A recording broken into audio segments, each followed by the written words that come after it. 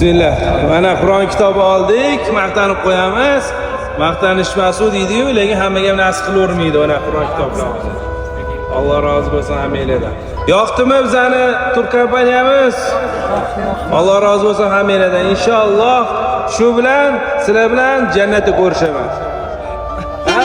Toshkentda ko'rishib qolsak, indamay o'tib ketmang, xo'pmi? Ya endi ko'rishmas edim demoqchiman. Ne yaxshi niyat u, nima qildi? Alloh nasib qilsa, Alloh husn jamolini ko'rganingizdan keyin meni ham bar jannatda ko'rishingiz kerak inshaalloh. Chunki la ilaha illalloh Muhammad abduhu va rasululloh degan inson baribir jannatga kiradi. Inshaalloh kiradi, Alloh rahmatiga. Umidvormiz Allohning rahmatiga jannatga kirishga. Hammalarni Alloh uchun yaxshi ko'raman, inshaalloh jannatlarda ko'rishguncha. Aka bitta savol bersam maylimi? Rozi bo'lingman-da. Labbi. Edin savolingiz.